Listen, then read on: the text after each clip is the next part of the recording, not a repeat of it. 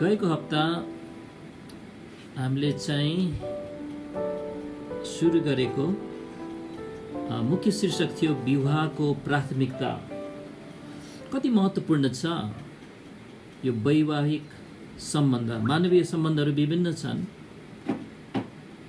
तर मानवीय सम्बन्धहरूमा सबैभन्दा प्राथमिकताको स्थानमा विवाहको सम्बन्धको स्थान छ भनेर चाहिँ हामीले चाहिँ हेर्दै आएका थियौँ। अनि हामीले चाहिँ तीनवटा कुराहरू हेरेका थियौँ गएको हप्ता। कसरी बाइबलले सिकाउँछ कि वैवाहिक सम्बन्ध चाहिँ प्राथमिकताको स्थानमा रहेको छ परमेश्वरको योजनामा। पहिलो सुरुमा चाहिँ आफ्ना बुवा आमालाई छोड्ने सिद्धान्त चाहिँ सिकाइएको छ बाइबलमा। अनि दोस्रो चाहिँ आफ्नी पत्नीसँग टाँसिरहने सिद्धान्त पनि सिकाएको हामीले हेर्दै आएका छौँ। अनि तेस्रो हामीले हेरेका थियौँ एउटै शरीरको एकताको पछि लागिरहने सिद्धान्त पनि सिकाएको छ। यो सबै चाहिँ उत्पत्ति 2:24बाट हो। यो तीनवटा आधारभूत सिद्धान्तहरू जुन परमेश्वरले सृष्टिको सुरुमै जब आदम र हव्वालाई चाहिँ पति पत्नी हुनलाई चाहिँ उहाँले चाहिँ एकसाथ ल्याउनु भयो, त्यो उत्पत्ति 2:24 मा चाहिँ हामीले त्यो तीनवटा आधारभूत सिद्धान्तहरू छ भन्ने कुरा चाहिँ हामीले हेर्दै आएका छौँ। अब चाहिँ हामी चौथो कुरामा जानेछौँ, कसरी चाहिँ वैवाहिक सम्बन्ध चाहिँ प्राथमिकता दिनुपर्ने सम्बन्ध हो भन्ने कुरामा चाहिँ। त्यो चाहिँ हो सेवकाई संलग्नतालाई पनि माफ गर्ने सिद्धान्त चाहिँ हामीले बाइबलमा पाउँछौँ। सेवकाई भन्नाले प्रभुको काम, प्रभुको सेवा, त्यसमा संलग्न हुने बारेमा, त्यसमा हामी लाग्ने बारेमा पनि हामीले जब हेर्छौँ बाइबलमा, त्यसभन्दा पनि माथि अनि हामी सन्तुलनमा हेर्नेछौँ यसलाई परमेश्वरको वचनबाट। तर त्यसलाई माफ गर्ने सिद्धान्त छ।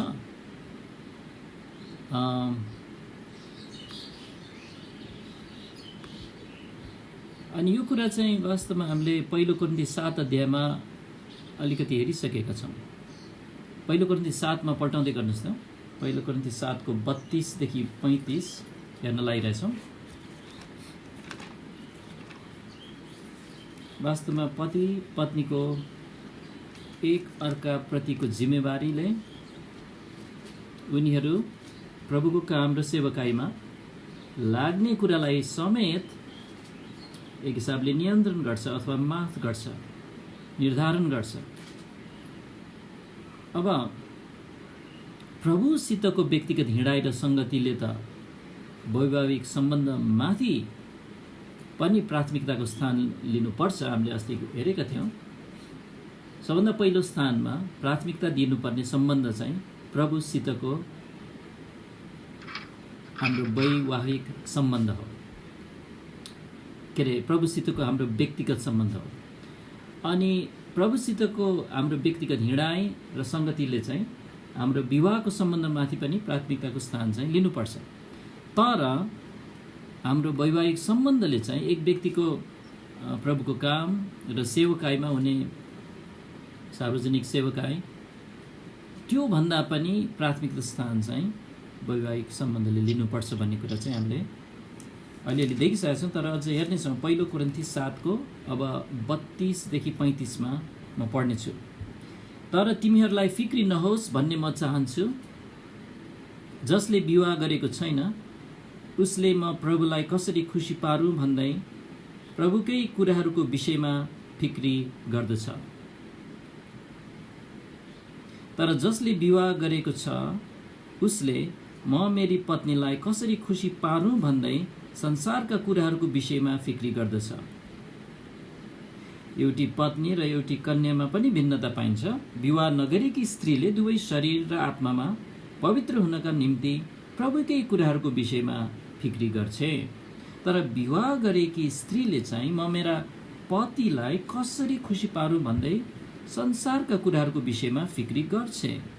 अनि तिमीहरूकै फाइदाका निम्ति म यो भन्दछु, तिमीहरूलाई फन्दामा पार्नका निम्ति होइन, तर जुन कुरा ठिक छ त्यसका लागि र तिमीहरूले एक चित्त भएर प्रभुको सेवा गर्न सक भनेर।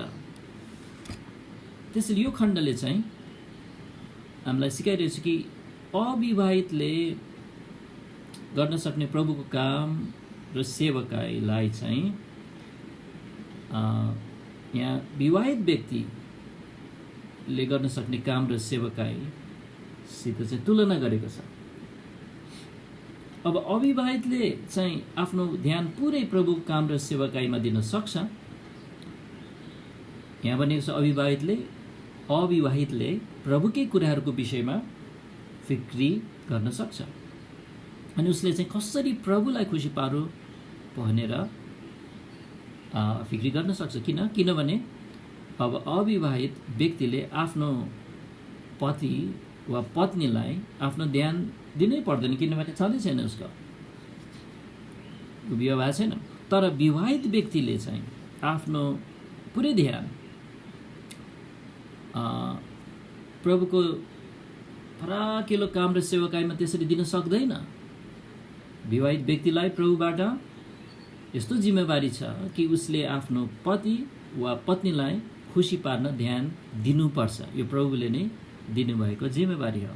भन्नुपर्दा विवाहित व्यक्तिले चाहिँ वैवाहिक सम्बन्धमा रहेको उसको परमेश्वरबाट पाएको त्यो सम्बन्धलाई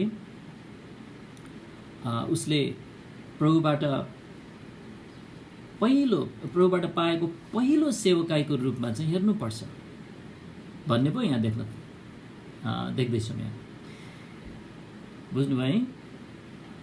विवाहित व्यक्तिले चाहिँ जुन उसको विवाहित सम्बन्धमा प्रभुबाट जुन जिम्मेवारीहरू छ, सम्बन्ध छ, त्यो चाहिँ उसको पहिलो सेवकाईको रूपमा हेर्नुपर्छ।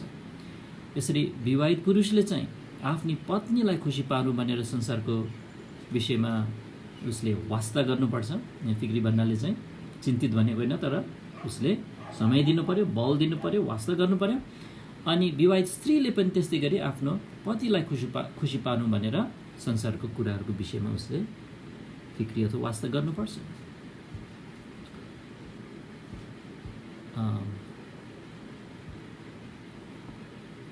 हजुर, त्यसैले हामीले यो देख्छौँ यो खण्डलाई विचार गर्दा कि परमेश्वरबाट दिएको वैवाहिक सम्बन्धको जिम्मेवारीले के गर्छ?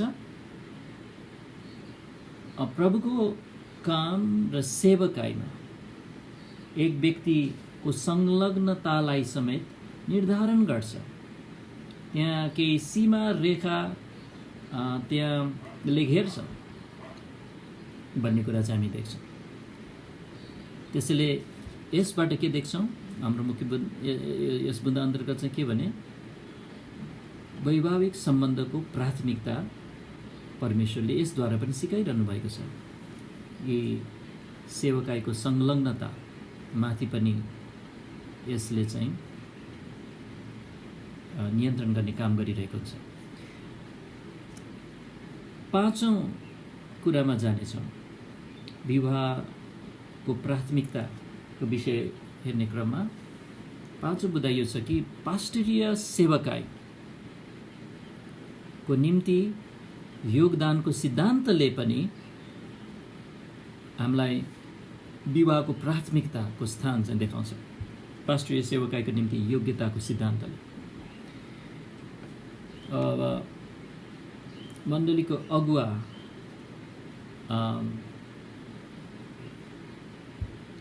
आज मण्डलीको अगुवा अथवा एउटा पास्टरको दानको सेवकाईको सम्बन्धमा परमेश्वरको वचनले यो सिकाउँछ कि त्यो विशेष सेवकाईको भूमिकाको लागि आफ्नी पत्नीसितको एक व्यक्तिको सम्बन्ध एउटा ज्यादै महत्त्वपूर्ण योग्यता हो। पहिलो तिमोथी 3 अध्यायमा पल्टाउनुहोस्। पहिलो तिमोथी 3 अध्यायमा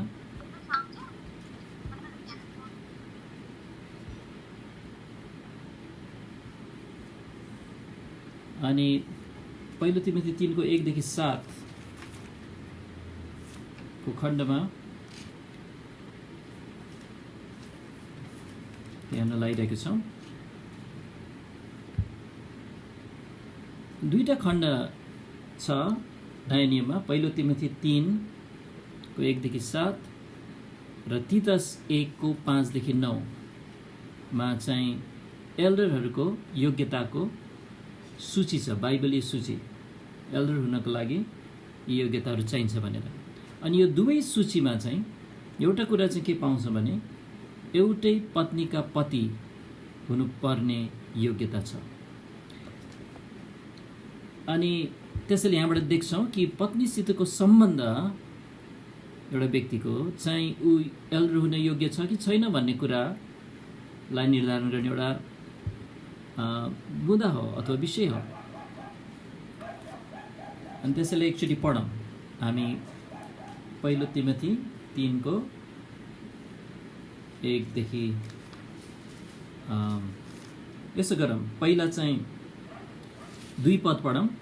यसकारण अध्यक्ष, यहाँ चाहिँ मण्डलीको अगुवालाई अध्यक्ष भनेछ, निर्दोष, अनि त्यसपछि एउटै पत्नीका पति हुनुपर्ने यहाँ उल्लेख छ। त्यतिसम्म पढौँ। अनि त्यसपछि पहिलो तिमोथी 3 को 4 देखि 5 पनि पढौँ।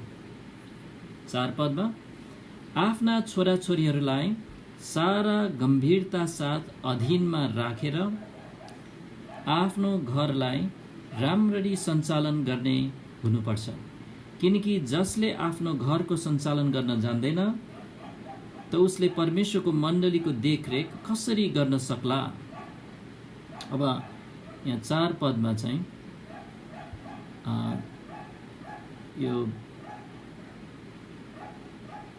मण्डली अगुवा हुनको लागि एउटा चाहिने योग्यताको सवालमा यो पुरुषले चाहिँ आफ्ना छोराछोरीहरूलाई कसरी सम्हाल्छ भन्ने कुरा चाहिँ यहाँ प्रत्यक्ष रूपमा उल्लेख छ। तर छोराछोरीको कुरा मात्र छैन, तर उसले आफ्नो पुरै घर राम्ररी सञ्चालन गर्नुपर्छ पनि भनिएको छ। त्यो चाहिँ 4 पदको अन्तमा आफ्नो घरलाई राम्ररी सञ्चालन गर्ने हुनुपर्छ भनेपछि यहाँ चाहिँ दुवै उसको पत्नीसितको सम्बन्धको कुरा पनि आयो र उसका छोराछोरीसितको सम्बन्धको कुरा पनि आयो। अनि त्यसैले एउटा व्यक्तिको चाहिँ व्यक्तिले आफ्नो पत्नीसित वैवाहिक सम्बन्धमा राम्रो सम्बन्ध उसले राखेको छैन भने उसले चाहिँ आफ्नो घर राम्रोसित सञ्चालन गरिरहेको भन्न मिल्दैन। अनि त्यसैले ऊ चाहिँ एउटा पास्टरीय सेवकाईको लागि अयोग्य छ यो खण्डअनुसार। अनि पद 5 मा हेर्नुहोस् न, 5 पदमा किनकि उसले आफ्नो घरको सञ्चालन गर्न जान्दैन त उसले के रे, किनकि जसले आफ्नो घरको सञ्चालन गर्न जान्दैन त उसले परमेश्वरको मण्डलीको देखरेख कसरी गर्न सक्ला। यो पदले के सिकाउँदैछ? यो सिकाउँदैछ कि यस्तो व्यक्तिसँग वास्तवमा पास्टरीय सेवकाईको निम्ति आवश्यक समझ छैन। उसले आफ्नी पत्नीसित प्रत्यक्ष रूपमा ठिकसँग सम्बन्ध राख्न जान्दैन भने चाहिँ यहाँ भन्नुको तात्पर्य उसले त्यसो भए मण्डलीसँग पनि ठिक सम्बन्ध राख्न जान्दैन। त्यसैले वैवाहिक सम्बन्धमा परमेश्वरबाटको जिम्मेवारीहरूलाई पुरा गर्न ऊ आत्मिक रूपमा परिपक्व नभएको कुराले चाहिँ प्रत्यक्ष रूपमा यो देखाइरहेछ कि ऊ पास्टरीय सेवकाईका जिम्मेवारीहरू पुरा गर्न पनि परिपक्व छैन। त्यसैले अब यहाँ पनि हामीले के देख्छौँ? वैवाहिक सम्बन्धले चाहिँ प्राथमिकताको स्थान लिँदो रहेछ। विवाहको प्राथमिकता हेर्दैछौँ। अनि पास्टरीय सेवकाको लागि चाहिँ वैवाहिक सम्बन्धले चाहिँ प्राथमिकताको स्थान लिन्छ, किनभने योग्यतामा नै उल्लेख छ उसको पत्नीसित उसको ठिक सम्बन्ध हुनुपर्छ, उसले ठिक सम्बन्ध राख्न जान्नुपर्छ। अब यस ठाउँमा आएर चाहिँ हामीले एउटा सावधानी पनि अपनाउनुपर्छ ताकि हामी असन्तुलित तरिकाले यहाँ हाम्रो जीवनलाई चाहिँ यसरी टुक्रा टुक्रा पारेर हेर्नुभन्दा हामीले अब समग्रमा पनि हेर्नुपर्छ परमेश्वरको वचनका सिद्धान्तहरू अनि शिक्षाहरूमा।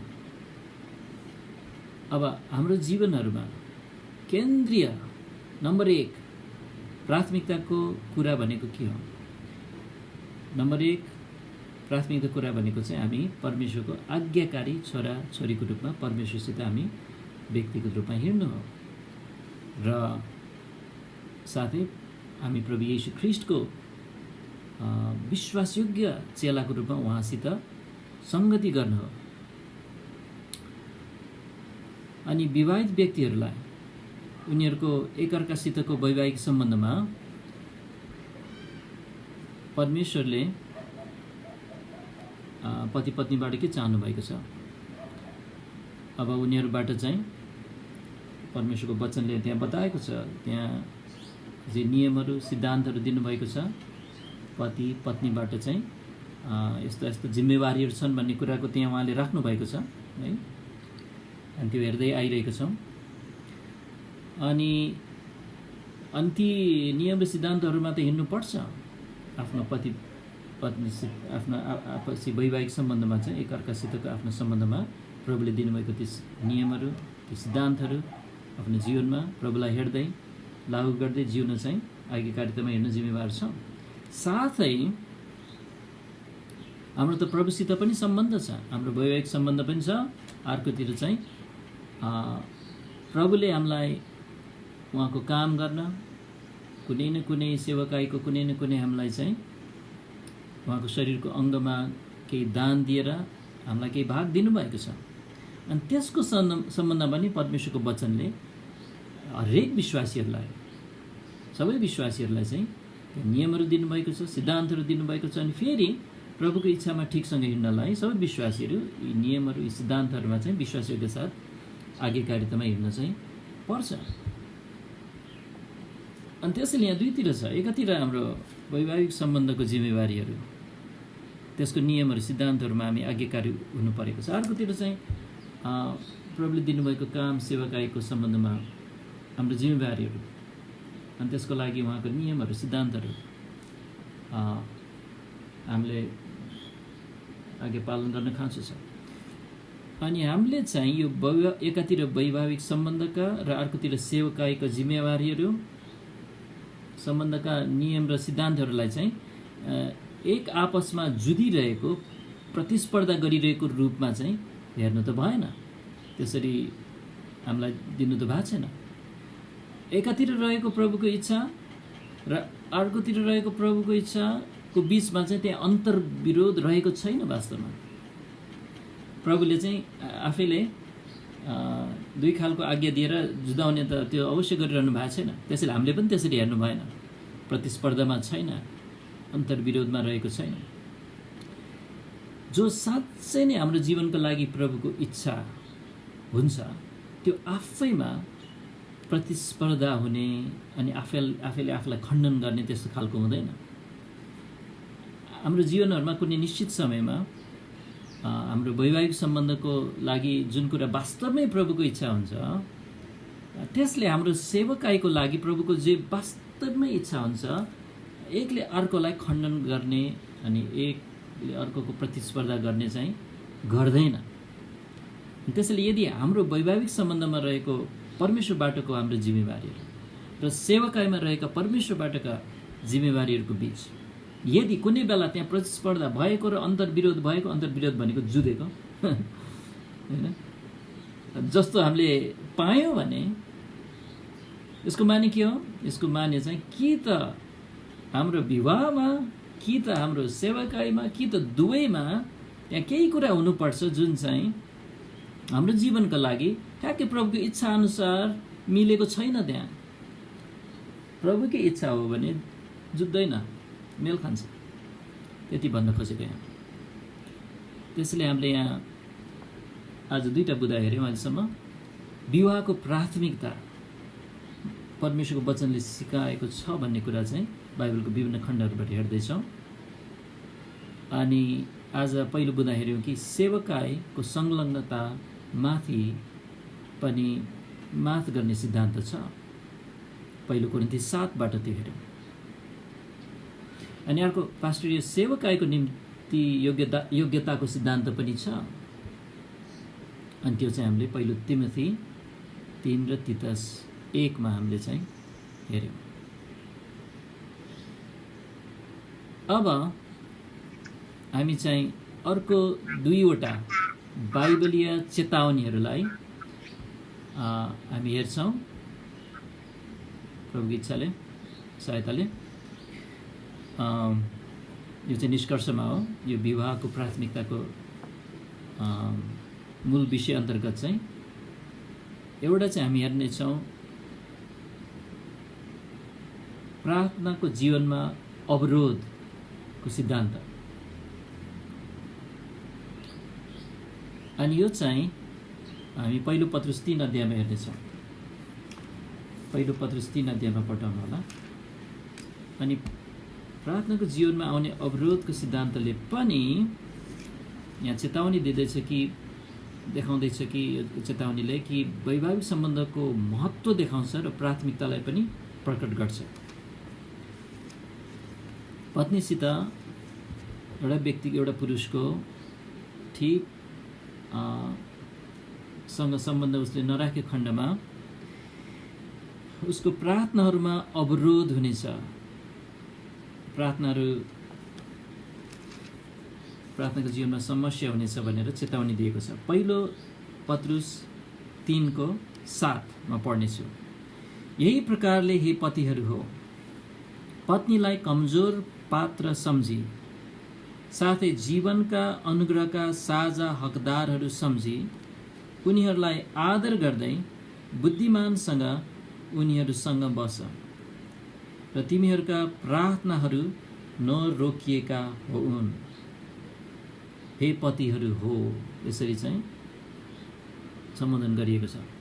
तिमीहरूको प्रार्थनाहरू नरोकिएका हुन्। अनि पत्नीसित यसरी गर्नुपर्ने व्यवहारको जिम्मेवारी छ भन्ने हुन्छ। सोच्नुहोस्, अब दाजुभाइहरू जो विवाहित हुनुहुन्छ, तपाईँ हामी हाम्रो प्रार्थनाको जीवनहरूको प्रभावकारिता नै जोखिममा पर्ने सवाल छ। यहाँ विचार गर्नुहोस्, हाम्रो प्रार्थनाको जीवन चाहिँ कति महत्त्वपूर्ण छ। दैनिक रूपमा प्रभुसँग हिँड्न, उहाँसितको व्यक्तिगत हिँडाइमा प्रार्थनाको जीवनको धेरै धेरै धेरै महत्त्व छ। अब यहाँ चेतावनी दिइरहेछ कि अब तिम्रो प्रार्थना नै जोखिममा हुन्छ भनेपछि चाहिँ हामीले के देख्दछौँ? यो चेतावनीले चाहिँ हाम्रो वैवाहिक जीवनलाई उच्च तहको प्राथमिकताको स्थानमा राखेको देखिरहेछौँ। हाम्रो विवाहको जीवनलाई चाहिँ ज्यादै उच्च प्राथमिकताको स्थानमा राखेको छ। किनभने त्यो ठिक छैन भने पतिहरूलाई भन्दैछ आफ्नो पत्नीसित सम्बन्ध ठिक राखिरहेको छैन भने तिम्रो प्रार्थना म सुन्ने छैन भन्नुभएको बराबर हो। अनि त्यसैले विवाहको प्राथमिकता त त्यतिकै हामीले बुझ्न सक्छौँ यो चेतावनीबाट। अनि अर्को कुरा पनि हेर्नेछौँ, यो चाहिँ परमेश्वरको वचनलाई निन्दित तुल्याउने सिद्धान्तलाई पनि हेर्नेछौँ। अनि जसद्वारा पनि हामी विवाहको प्राथमिकता देख्छौँ। यो चाहिँ तीतस 2 अध्यायमा पल्टाउनु होला। तीतस अध्याय 2।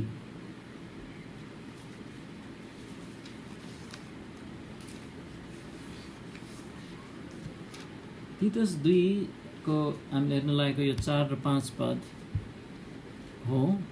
अनि यहाँ चाहिँ अब अर्कोतिरबाट आउँछ। पहिलो पत्रुस 3 मा चाहिँ पतिले पत्नीसँग ठिक सम्बन्ध राख्नुपर्ने नत्र भने भन्ने चेतावनी छ।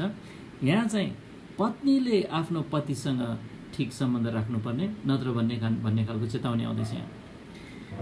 अनि यहाँ चाहिँ के व्यक्त गरिएको छ भने पत्नीले आफ्नो पतिसँग ठिक सम्बन्ध राख्दैन भने यस्तो खराब व्यवहारले चाहिँ परमेश्वरकै वचन माथि चाहिँ संसारको निन्दा ल्याउने काम गर्छ भनेको छ। संसारको सामु चाहिँ परमेश्वरको वचन, परमेश्वरको शिक्षा, सुसमाचारलाई नै, क्रिस्चियन विश्वासलाई नै निन्दित तुल्याउने कार्य हुन्छ भनेको छ जब पत्नीले चाहिँ पतिसँग आफ्नो सम्बन्धलाई ठिक राख्दैन भने। अनि त्यसैले यस खण्डमा चाहिँ प्रभुमा पाएको स्त्रीहरू पवित्र ढङ्गले हिँड्नुपर्छ र व्यवहार गर्नुपर्छ भनेर पनि सिकाएको छ। पढौँ हामी तीतस 2:4 र 5। अब 3 पद पनि यहाँ हेरौँ। यही प्रकारले बुढी स्त्रीहरू अथवा पाएको स्त्रीहरूको चालचलन पवित्रतालाई सुहाउँदो होस् भनेर सुरु भएको छ र झुटा दोष लगाउने न झुटो दोष लगाउने, न पियक्कड, तर असल कुराहरू सिकाउने यस्तो होस् भनेको छ। 4 पद, तिनीहरूले तरुणी स्त्रीहरूलाई सचेत हुन, आफ्ना पतिलाई प्रेम गर्न, आफ्ना नानीहरूलाई माया गर्न सिकाउन्, आत्मसंयमी पतिव्रता घर सम्हाल्ने भला आफ्ना पतिका आज्ञाकारी हुन सिकाउन्, कि अर्थात् यस उद्देश्यले कि परमेश्वरको वचनको निन्दा नहोस्। त्यसैले तपाईहरू जो पत्नीहरू हुनुहुन्छ, तपाईहरूलाई यो वचनको आधारमा मैले भन्नुपर्छ, परमेश्वरको पवित्र वचनको शिक्षाको गवाही नै जोखिम पर्न सक्ने सवालको कुरा हो। जब चाहिँ तपाईले आफ्नो पतिसित ठिक सम्बन्ध राख्नुहुन्न। अब विचार गर्नुहोस्, अब प्रभुको वचनको गवाही भनेको कति महत्त्वपूर्ण कुरा हो। भनेको हाम्रो क्रिस्चियन गवाही, क्रिस्चियन विश्वास त्यो नै जोखिममा पर्छ जब चाहिँ एउटा पत्नीले चाहिँ आफ्नो पतिसँग बेठिक व्यवहार गरिरहेको हुन्छ। यस्तो चेतावनीले पनि फेरि हाम्रो वैवाहिक जीवनलाई उच्च तहको प्राथमिकताको स्थानमा राखेको छ भन्ने कुरा चाहिँ हामीले सर्वज्ञ देख्न सक्छौँ। यसकारण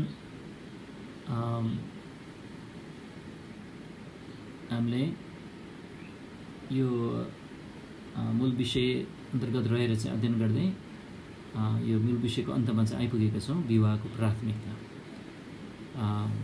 पतिहरू र पत्नीहरूलाई हाम्रो प्रभुले आफ्नो वचनमा वैवाहिक सम्बन्धको बारेमा सिकाउनुभएका सबै कुराहरू सिक्न र वैवाहिक सम्बन्धमा एकअर्कासित ठिक सम्बन्ध अभ्यास गर्न कति महत्त्वपूर्ण कुरा रहेछ त। त्यसैले हामी चाहिँ हाम्रो अध्ययन चाहिँ अगाडि बढ्दै जाने क्रममा यसको महत्त्व चाहिँ हामी सुरुमै हामी ज्यादै महत्त्वपूर्ण कुरा रहेछ भनेर देख्दैछौँ। अब छोटकरीमा मैले यो पुरै विवाहको प्राथमिकताको अन्तर्गतका बुँदाहरूलाई चाहिँ सरसर्ती म बताउँछु अनि तपाईँलाई पुनर्सम्झाउनुहुन्छ। धेरै चाहिँ हामी दोहोऱ्याउँदैछौँ ताकि हाम्रो समाजमा राम्रोसँग बसोस्। हामीले के अध्ययन गरेको थियौँ भने गएको हप्ता सबैले नै विवाह गर्नु प्रभुको इच्छा नहुन सक्छ अनि भन्ने सत्यताहरू पनि सिकेका थियौँ। कोही व्यक्तिहरू आमाको गर्भबाटै जन्मदाखेरि नपुंसक भएर जन्मिन्छ भने उनीहरूको लागि प्रभुको इच्छा विवाह गर्नु होइन भन्ने कुरा चाहिँ मत्ती 19:12 हामीले हेरेका थियौँ। अनि कोही व्यक्तिहरू मानिसका हातले नपुंसक बनाएको हुन्छन् भनेर पनि प्रभुले भन्नुभएको छ। त्यही पदमा उनीहरू पनि विवाह गर्नु प्रभुको इच्छा होइन भन्ने देख्छौँ। अनि कोही व्यक्तिहरू चाहिँ उद्देश्य लिएर नै स्वर्गको राज्यको निम्ति भन्नुभयो प्रभुले विवाह नगर्न रोज्छन् भन्ने पनि प्रभुले चाहिँ त्यसलाई व्यक्त गर्नुभएको छ। त्यही पदमा मत्ती 19:12 अनि कोही व्यक्तिहरूले चाहिँ कडा सतावट र सङ्कष्टको समयमा बिहा गर्नु हुँदैन भन्ने सत्यता पनि हामीले बाइबलमा देख्छौँ। त्यो चाहिँ 1 कोरिन्थी 7 अध्यायको 25 र 26 पदमा। अनि कोही व्यक्तिहरूलाई विवाह नगर्न उनीहरूले आफ्नो समय, आफ्नो बल विशेष गरी प्रभुको काम र सेवकाईमा ध्यान केन्द्रित गर्न सकोस् भन्ने हेतुले चाहिँ विवाह नगर्नको लागि परमेश्वरको दान र बोलावट हुन्छ भन्ने सत्यता पनि हामीले त्यही 1 कोरिन्थी 7 चाहिँ देख्न सक्छौँ। 1 कोरिन्थी 7 को 7 मा अनि 32 देखि 35 मा जुन चाहिँ हामीले आज पनि हेरेका थियौँ। अन्य सबै मानवीय सम्बन्धहरूमाथि वैवाहिक सम्बन्धको प्राथमिकता भन्ने हाम्रो मूल विषय अन्तर्गत चाहिँ यो प्राथमिकता छ भन्ने कुरा चाहिँ कसरी सिकाएको छ भनेर देख्छौँ भने बाइबलमा सर्वप्रथम त पतिले आफ्नी पत्नीसितको सम्बन्धको खातिर आफ्नो बुवामासितको सम्बन्धको पहिलाको प्राथमिकतालाई छोड्नुपर्ने बोलावट द्वारा चाहिँ हामीले वैवाहिक सम्बन्धको प्राथमिकता देख्दछौँ उत्पत्ति 2 को 24 बाट। अनि त्यही पदबाट यो पनि सिक्छौँ कि पतिले सक्रिय रूपमा आफ्नी पत्नीसित टाँसिनुपर्ने बोलावट पाएको छ।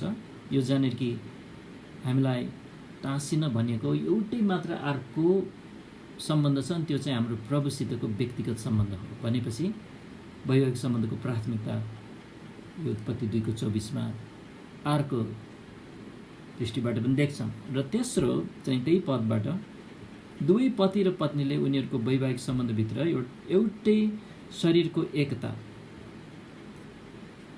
सक्रिय रूपमा विकास गर्नुपर्ने बोलावट भएकोले पनि वैवाहिक सम्बन्धको प्राथमिकता यसबाट पनि बुझ्न सक्छौँ। अनि त्यसपछि चाहिँ पति र पत्नीलाई उनीहरूले आफ्नो जोडीलाई खुसी पार्नुपर्छ भन्ने जिम्मेवारी परमेश्वरले दिनुभएको छ 1 कोरिन्थी 7 मा। र यस कुराले उनीहरूको प्रभुको काम सेवकाई माथिलाई पनि त्यसलाई ध्यान दिने कुरामाथि पनि नियन्त्रण गर्छ भन्ने कुरा 1 कोरिन्थी 7 को 32 देखि 35 मा बताएको बाट पनि वैवाहिक सम्बन्धको प्राथमिकता हामी देख्दछौँ। अनि त्यसपछि अर्को बुँदा पतिको आफ्नी पत्नी प्रतिको सम्बन्ध चाहिँ मण्डलीको अगुवाई अथवा अगुवा हुने कुराको लागि चाहिँ आवश्यक एउटा प्रत्यक्ष योग्यता र परिपक्वताको मामिला रहेको कुराबाट पनि हामी देख्छौँ कि वैवाहिक सम्बन्धको प्राथमिकता परमेश्वरले देखाइरहनु भएको छ। अनि त्यो चाहिँ 1 तिमोथी 3 मा भर्खर हेरौँ हामीले 4 र 5 पदमा।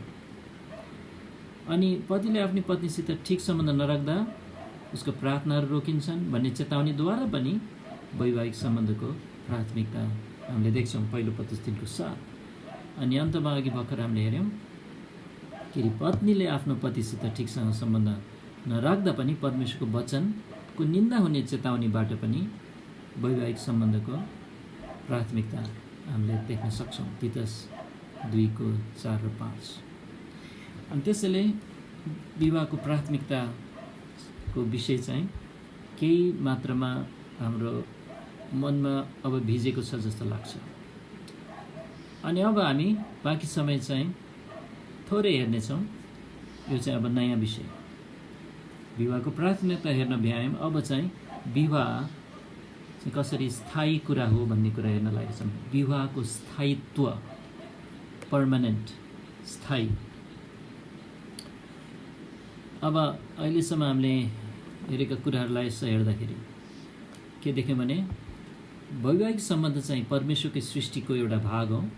हामी उत्पत्ति 1 र 2 मा जब पढ्छौँ नि परमेश्वरले 6 दिनमा सृष्टि गर्नुभएको त्यसको एउटा भाग नै वैवाहिक सम्बन्ध छ। त्यहाँ कति कुराहरू अरू चिज छैन तर वैवाहिक सम्बन्ध चाहिँ छ सुरुको सृष्टिको कुरामा। मानवीय सरकार गठन इत्यादि छैन, त्यो पछि आउँछ। तर यहाँ चाहिँ वैवाहिक सम्बन्ध चाहिँ छ। यहाँसम्म यहाँ के अरे जोस्। अनि त्यो पनि कुन बखत परमेश्वरले विवाहको सम्बन्धको कुरा गर्नुभएको छ भने संसारमा पाप पस्नुभन्दा पनि अगाडि नै उहाँले चाहिँ विवाहको सम्बन्धको कुरा चाहिँ गर्नुभयो। साथै हामीले घरिघरि हेर्दैछौँ, अब तपाईँहरूलाई कन्ठ पनि भइसक्यो होला, भन्न सक्नुहुन्छ होला, उत्पत्ति 2:24मा चाहिँ असल विवाहका लागि 3 आधारभूत सिद्धान्तहरू उहाँले दिनुभयो। अनि अघि पनि हामीले हेरिसक्यौँ है। यो चाहिँ उत्पत्ति 2:24मा एकचोटि पढौँ। उत्पत्ति 2:24 यो त कन्ठ गर्नुपर्ने पदमै पर्छ यो अध्ययन गर्ने क्रममा। उत्पत्ति 2:24 यसै कारण मानिसले आफ्ना बाबुलाई र आफ्नी आमालाई छोड्नेछ, पहिलो सिद्धान्त, र आफ्नी पत्नीसँग टाँसिनेछ, दोस्रो सिद्धान्त, र तिनीहरू एउटै शरीर हुनेछन्, तेस्रो सिद्धान्त। अब यो तेस्रो सिद्धान्तमा आँखा लगाउनुहोस् है। यो तेस्रो सिद्धान्त, तिनीहरू एउटै शरीर हुनेछन्, यो सिद्धान्तले यो सिकाउँछ कि आफ्नो वैवाहिक सम्बन्धमा पति र पत्नीले एउटै शरीरको एकताको पछि सक्रिय रूपमा लाग्नुपर्छ, दुवैजना। अनि यो सिद्धान्तमा चाहिँ प्रभुको एउटा मनसाय देख्छौँ। विवाह भनेर प्रभुले सोच्नुहुँदा अनि रच्नुहुँदा अनि यसलाई स्थापना गर्नुहुँदाखेरि उहाँको मनसाय, उहाँको मनमा रहेको एउटा कुरा देख्छौँ। त्यो के भने पति र पत्नी एक अर्कोबाट टाढिँदै टाढिँदै गएर एक दिन वैवाहिक सम्बन्ध पुरै टुटोस् भन्ने चाहिँ पटक्कै नभएर बरु पति र पत्नी उनीहरूको एकता, सङ्गति, मित्रताको सम्बन्धमा सधैँ झन्झन सँगै बढोस् भन्ने चाहिँ देख्छौँ। यसमा वैवाहिक सम्बन्धको स्थायित्वको निम्ति हाम्रो परमेश्वरको मनसाय देख्छौँ। वैवाहिक सम्बन्ध चाहिँ पर्मानेन्ट होस् भन्ने परमेश्वरको मन र विचार देख्छौँ। हो हाम्रो अब यो बुँदा अन्तर्गत चाहिँ हाम्रो अध्ययन आज सुरु गर्दैछौँ। थोरै आज हेर्नेछौँ अनि अर्को हप्ता प्रभुको इच्छामा यसलाई निरन्तरता दिनेछौँ। विवाहको स्थायित्व हेर्दैछौँ। अब सर्वप्रथम अब हामी हेरौँ कहाँ भने मत्ती 19मा पढौँ। मत्ती अध्याय 19। यहाँ चाहिँ हाम्रो प्रभु येशू ख्रीष्टले विवाहको परिभाषा कसरी गर्नुहुन्छ त्यो हेर्न लागिरहेछ। हाम्रो प्रभुले दिनुभएको विवाहको परिभाषा मत्ती 19:4 अनि 5।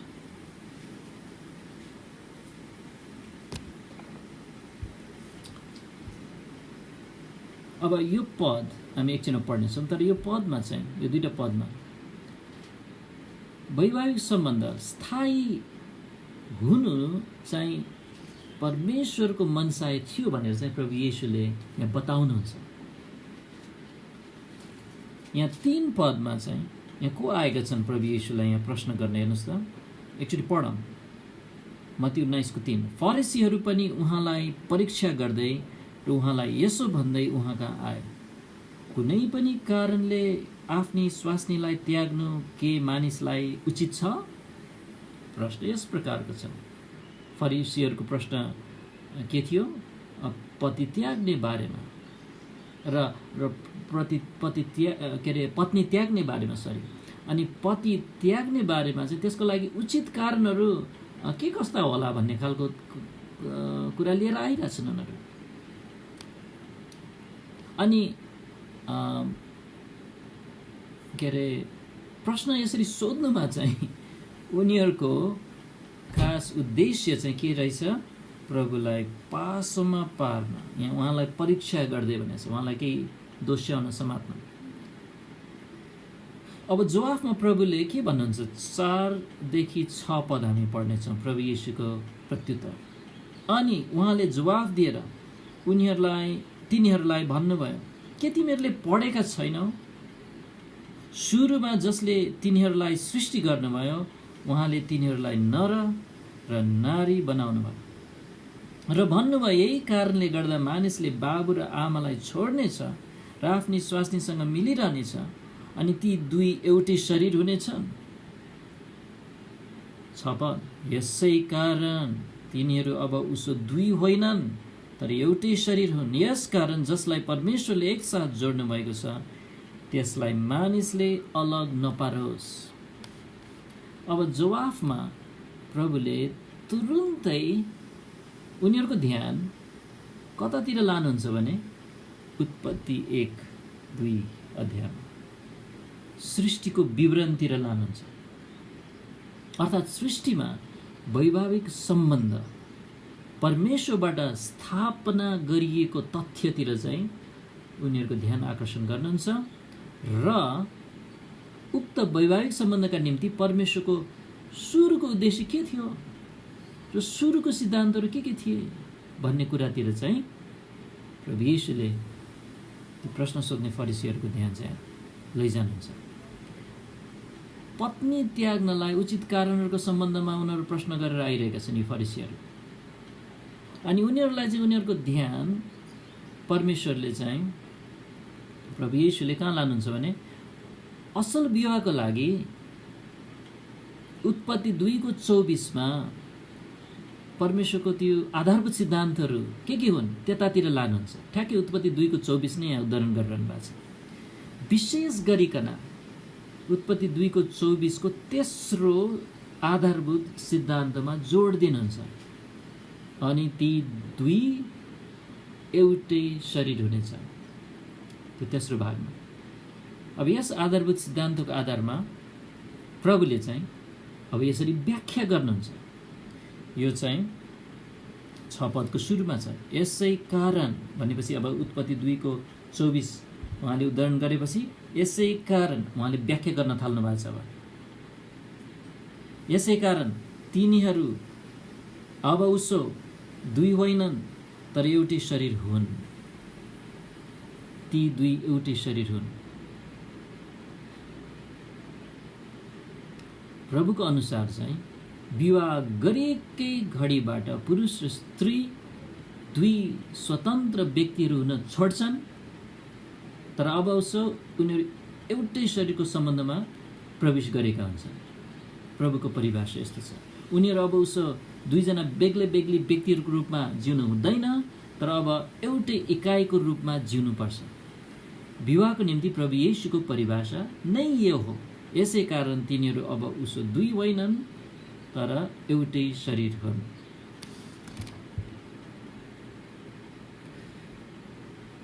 यसरी हामीले चाहिँ विवाहको स्थायित्वको अध्ययन सुरु गरेका छौँ। अनि आज चाहिँ यहाँसम्म मात्र हामी जानेछौँ। अलिकति समय बाँकी रहेछ। कुनै प्रश्न छ भने हामीले समय लिन सक्छौँ। अहिलेसम्म हामीले गरेको अध्ययनको विषयमा कुनै प्रश्न छ अथवा केही कुरा बाँड्न चाहनुहुन्छ, सोध्न चाहनुहुन्छ, अहिले तपाईँको मौका हो।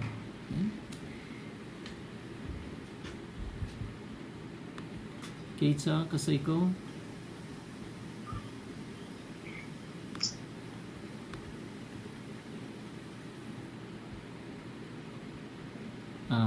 छैन जस्तो छ। अब हुन्छ त के अरे आज चाहिँ हामी यहाँसम्म मात्र गर्नेछौँ। म आज सिकाउनलाई यहाँसम्म मात्र तयार हुन सकेँ। त्यसैले समय अलिकति एक्स्ट्रा बाँकी रहेको छ। तर तपाईँहरूलाई आज छिटो बिदा। अनि हामीले आज चाहिँ विवाहको प्राथमिकताको अध्ययनलाई चाहिँ पुरा गऱ्यौँ, जुन गएको हप्ता सुरु गरेका थियौँ। त्यसमा 7 वटा बुँदाहरू चाहिँ पूर्ण रूपमा हामीले हेऱ्यौँ। त्यहाँ 7 वटा सिद्धान्तले चाहिँ विवाहको प्राथमिकता देखाइरहेछ। 7 वटा बाइबलीय सिद्धान्तहरू: बुवा आमालाई छोड्ने सिद्धान्त, आफ्नो पत्नीसँग टाँसिने सिद्धान्त, एउटै शरीरको एकताको पछि लाग्ने सिद्धान्त, सेवकाई सग्नतालाई माफ गर्ने सिद्धान्त, पास्टरीय सेवकाईको निम्ति योग्यताको सिद्धान्त, अनि प्रार्थनाको जीवनमा अवरोधको सिद्धान्त र परमेश्वरको वचनलाई निन्दित तुल्याउने सिद्धान्त। यसरी चाहिँ हामीले विवाहको प्राथमिकता हेऱ्यौँ। र अब चाहिँ हामीले हेर्न थालेका छौँ विवाहको स्थायित्व। संसारमा अहिले चाहिँ विवाहलाई स्थायी रूपमा खास मानिसहरूले हेर्दैनन्। बिहा गर्छु, मन परेन भने अर्को ल्याउँछु, उसलाई छोड्छु, अनि अर्को, यसरी स्थायी रूपमा उनीहरूले हेर्दैनन्। परमेश्वरको वचनमा चाहिँ विवाहको स्थायित्व एकदम प्रबल रूपमा सिकाएको छ। अनि प्रभु येशूले दिनुभएको विवाहको परिभाषाबाट आज सुरु गर्यौँ। अनि विवाहको परिभाषा उहाँको के हो? विवाह गरेको घडीबाट उनीहरू दुई होइनन्, एउटै शरीर हो। अनि हामी आउने हप्ताहरूमा चाहिँ यसलाई अगाडि बढाउनेछौँ। हुन्छ, हामी प्रार्थना गरेर हामी यहाँ अन्त गर्नेछौँ आजको लागि।